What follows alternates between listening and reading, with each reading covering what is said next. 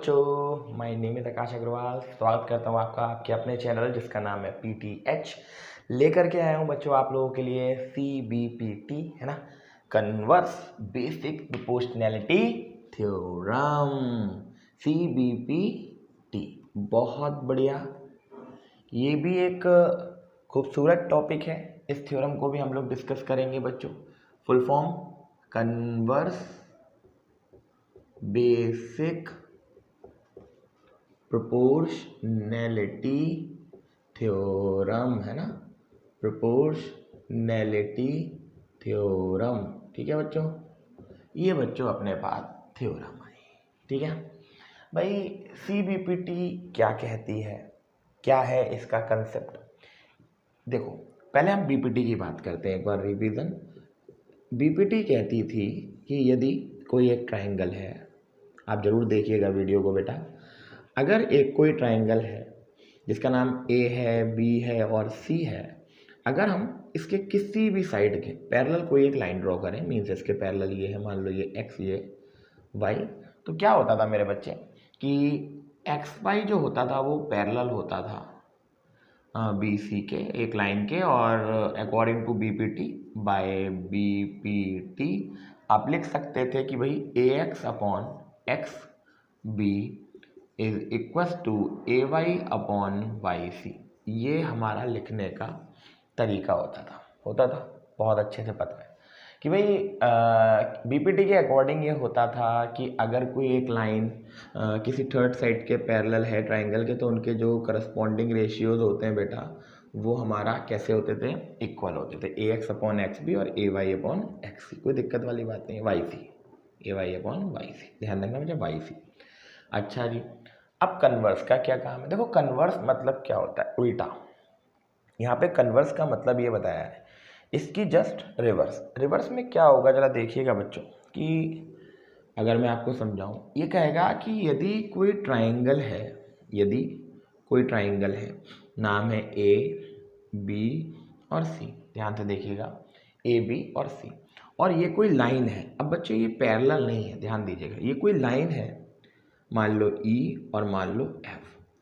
अगर आपके साथ ऐसा हुआ कि एक ट्रायंगल के करस्पॉन्डिंग रेशियोज इक्वल दिए हैं, करस्पॉन्डिंग रेशियोज इक्वल दिए हैं, तो मेरे बच्चे ऐसा होता था कि बाय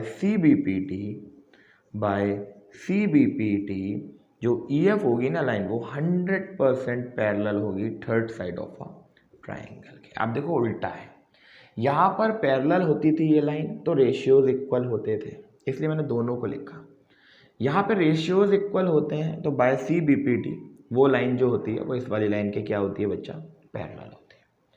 आई होप क्लियर हुआ होगा, दोनों में डिफरेंस समझ में आया होगा। BPT क्या है कि भाई BPT में है कि एक लाइन है जो कि पैरेलल है किसी थर्ड साइड के, और CBPT में क्या है मेरे बच्चे, करस्पॉन्डिंग रेशियोज इक्वल दिए हैं। तो अगर करस्पॉन्डिंग रेशियोज इक्वल हो गए तो ये वाली लाइन जो है वो इस वाली लाइन के क्या बनेगी, पैरेलल बनेगी। क्लियर हो गया, हटाते हैं इसको, हमने दोनों का डिफरेंस तुम लोग को क्लियर कर दिया। अब बच्चे हम लोग क्या करते हैं, इसका प्रूफ करने की कोशिश करते हैं। ठीक है, थोड़ा सा जो इसका प्रूफ है वो अटपटा है, हल्का सा, ठीक है, थोड़ा सा अटपटा है, थोड़ा सा कह सकते हो आप कि एक बनाया हुआ प्रूफ है इसका।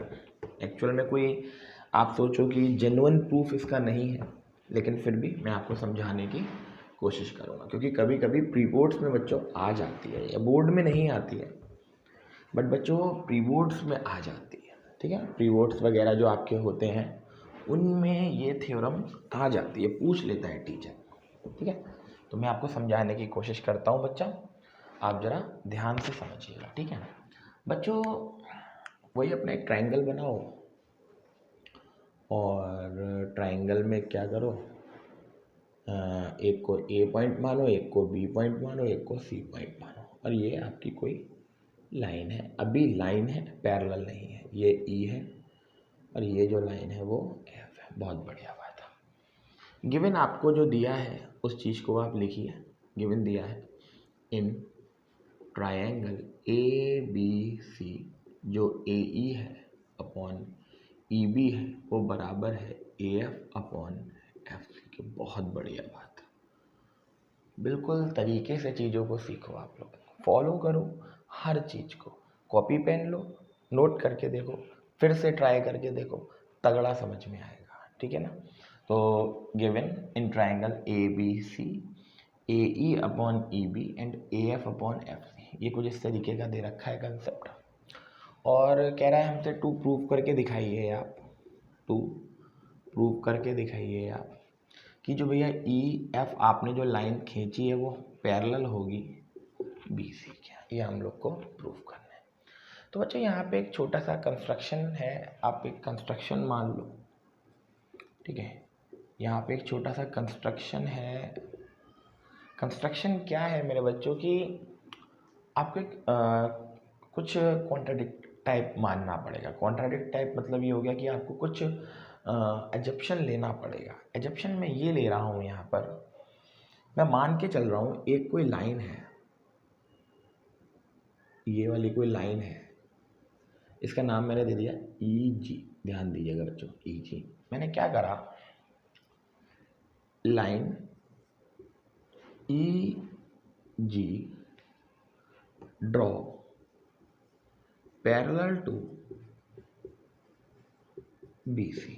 ध्यान से देखिएगा मैंने क्या करा बच्चों, थोड़ा सा ज़रा ध्यान दीजिएगा। मैंने एक अपनी तरफ से एक एजप्शन लिया है कि भाई एक तरीके का एजप्शन होता है मेरे बच्चों ये, ठीक है, एजम्पशन, ठीक है, एक तरीके का एजम्पशन है ये। एजप्शन मान लो आप कि भाई मैंने एक चीज़ को माना कि ई से जी की तरफ मैंने ई जी एक लाइन इस वाली साइड के जस्ट पैरेलल ड्रॉ करी। आप थोड़ा फील करके समझना, मतलब ये कोई ट्राइंगल है, लाइन एक ऐसी गई है, मैंने क्या करा, इसी के पैरेलल एक लाइन ड्रॉ कर ली जिसका नाम मैंने क्या दे दिया, ई जी। जरा समझने की कोशिश कीजिएगा, ठीक है। अब क्या करेंगे हम, जरा देखिएगा प्रूफ, जरा देखिएगा बच्चों। इन ट्राइंगल, ध्यान से देखना, इन ट्राइंगल ए बी सी आपको दिख रहा है E G is parallel to B C by construction, ये तो पता ही है आपको, बाय कंस्ट्रक्शन। अच्छा, अगर ऐसा है मेरे बच्चों कि ई जी पैरेलल है बी सी के, तो बाय बी पी टी आप क्या लिख सकते हो, आप बी पी टी लिख सकते हो A E upon E B, A E upon E B is equal to A G upon G C, है ना, ए जी अपॉन जी सी। कोई दिक्कत वाली बात तो नहीं, कोई दिक्कत वाली बात नहीं, जाहिर सी बात है कोई दिक्कत नहीं, क्योंकि भाई अभी तो आप ये लाइन भूल जाओ, अभी तो आप ये सोच रहे हो ये वाली लाइन इसके पैरेलल है ना, दिख नहीं रही है, लेकिन बच्चों हम मानते हुए चल रहे हैं ऐसा, ठीक है। ई जी जो है वो पैरेलल है इस वाली लाइन के, ठीक है, तो हमने ये लिख दिया।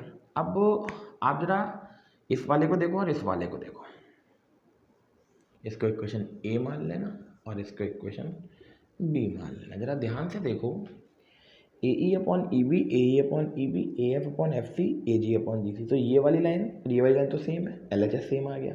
तो according to this and this आप लिख सकते हो A F upon F C is equal to A G upon G C. तो from equation A and B we can say that, या we can write that A F upon, पहले A F upon कितना F C बराबर A G upon G सी। बहुत बढ़िया बात, हमारे पास आ गया A F upon F C बराबर A G upon G F C, है ना, A F upon F C. बहुत बढ़िया चीज। अब बच्चे हम क्या करेंगे, बोथ साइड 1 ऐड कर देंगे, बोथ साइड ऐड 1, जरा ऐड 1 करेंगे, A F upon F C plus 1 A G upon G C plus 1। बहुत बढ़िया बात, इतनी चीज़ क्लियर हुई कि भाई मैंने क्या करा, A F upon F C plus 1 कर दिया और ए G upon G C plus 1 कर दिया। बहुत बढ़िया बात। अब क्या करेंगे, हम थोड़ा सा एलसीएम वगैरह लेंगे। पहले आप इसको अच्छे से नोट डाउन करो, बढ़िया तरीके से, बिल्कुल एकदम कॉपी पेन ले करके अच्छे से, क्योंकि नोट डाउन नहीं करोगे तो फिर चीज़ें समझ नहीं आएंगी, है ना। तो आगे बढ़ते हैं मेरे बच्चों जी। पहले हम ये देख लें भाई वीडियो बन रही है यार, वीडियो कभी कभी बनती नहीं है बच्चों, बड़ा बुरा लगता है, सही बन रही है। तो ये हो गया बच्चा हमारे पास। अब देखेंगे बच्चों हम लोग थोड़ा सा इसका, ये सर ने क्या करा, ये 1 ऐड करने से बच्चों इसका एलसीएम लेना, जरा एलसीएम क्या होगा, ए एफ और प्लस में ये इधर चले जाएगा एफ सी और अपॉन में आ जाएगा एफ सी। सी बराबर इसको भी बेटा इधर लेकर के जाना, ए जी प्लस में जी सी अपॉन में क्या बचा बच्चा जी सी। बच्चों ए एफ और एफ सी को ऐड करना, ए एफ और एफ सी पूरा कंप्लीट ए सी बन गया है ना, ए सी अपॉन में कितना बन गया एफ सी।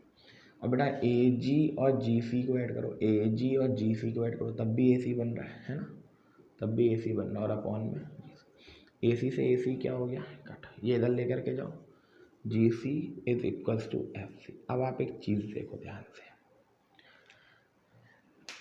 क्या लिखा G C is equals to F C. अब जरा एक बात सुनो, एक ही लाइन पर दो डिस्टेंस सेम आ रहे हैं, ध्यान से देखो क्या है बच्चा, एक ही लाइन पर दो डिस्टेंसेस सेम आ रहे हैं। ऐसा कब पॉसिबल है? ऐसा तब पॉसिबल है जब ये वाला जो जी पॉइंट है और ये वाला एफ पॉइंट है ये एक दूसरे के कोइंसाइड हो। कोइंसाइड का मतलब ये वाला पॉइंट इसको ओवरलैप कर रहा हो या फिर ये वाला पॉइंट इसको ओवरलैप कर रहा हो, तभी एक ही डिस्टेंस पर मतलब एक ही सेम लेंथ पर दो डिस्टेंस सेम हो सकते हैं, है ना। क्लियर है ना। ये चीज़ कब पॉसिबल है? ये चीज़ पॉसिबल तब है, आप ज़रा ध्यान से देखिएगा, ये चीज़ पॉसिबल कब होगी, क्योंकि समझना बहुत ज़रूरी है ना, समझोगे नहीं तो फिर कैसे काम बनोगे, है ना, रटना थोड़ी हम लोगों को। भाई जी सी इज इक्वल टू, ऐसा पॉसिबल कैसे है कि एक ही लाइन पे ये वाली चीज़ बराबर आ गई, तो कैसे? It is only possible, it is possible when G point coincide on point F, यानी कि एफ और जी पॉइंट जो हों, एफ और जी पॉइंट जो हों ये दोनों एक दूसरे के क्या कर रहे हो, कोइंसाइड कर रहे हो। और अगर मेरे बच्चे ये वाली लाइन और ये वाली लाइन और ये एफ और जी कोइंसाइड कर रहे हैं तो this line is also parallel to this, है ना बच्चा। ई एफ और जी ई तो फिर सेम ही हो गया ना, तो इसलिए बच्चा जो हमारा एजम्पशन था, आर एजम्पशन, वो क्या हो गया बच्चों, आर एजम्पशन इज रॉन्ग, है ना। बाय कॉन्ट्राडिक्ट आप लिख सकते हो ये चीज़, बाय कॉन्ट्राडिक्शन, है ना, बाय कॉन्ट्राडिक्शन आप लिख सकते हो। जो ईजी पैरेलल था बी सी बाय कंस्ट्रक्शन, अब ये ईजी, अब जी और एफ तो एक ही पॉइंट है, तो ई जी लिख लो चाहे ई एफ लिख लो, तो ई एफ जो है वो भी कैसा होगा बच्चों, पैरेलल होगा बी सी के, हैंस मेरे बच्चों रूट। इस बात को बहुत ध्यान से समझिएगा, ठीक है। यहाँ से जो ये थ्योरी है ना थोड़ी सी, उसको थोड़ा सा आपको ध्यान रखना है। कॉन्ट्राडिक्शन, विरोधाभास, विरोध किसी चीज़ के अगेंस्ट मैथ्स में वर्ड का यूज़ किया जाता है, ठीक है। ये कॉन्ट्राडिक्शन में बहुत फंसते हैं बच्चों। सबसे पहले समझ में आया ना किस तरीके से वन को ऐड किया, वन इधर लेकर के गए, ये इधर लेकर के गए, एलसीएम लिया, ए सी सेम हुआ, ए सी से ए सी मर गया, ये वन कब पॉसिबल है? एक ही लाइन पे दो डिस्टेंसेस सेम होना पॉसिबल तब है जब ये वाला पॉइंट इसके ऊपर आ रहा हो, जब ये वाला पॉइंट इसके ऊपर आ रहा हो, ठीक है। तो वही हुआ कोइंसाइड ऑन पॉइंट एफ। अब हमने एजम्पशन लिया था वो हमारा रॉन्ग था, बाय कॉन्ट्राडिक्शन ईजी जो पैरेलल बीसी था वो रॉन्ग माना जाएगा, जबकि जी और एफ कोइंसाइड कर रहे हैं, जिस वजह से ई एफ जो है वो पैरेलल हो जाएगी किसके पे बच्चों, बीसी के। मुझे उम्मीद है क्लियर हुई होगी कहानी बढ़िया तरीके से। अगर मेरे बच्चों आपको ये वीडियो अच्छी लगी हो तो प्लीज़ अपने फ्रेंड्स के साथ ज़रूर शेयर कीजिएगा, ज़रूर, ठीक है। थैंक यू सो मच बच्चों।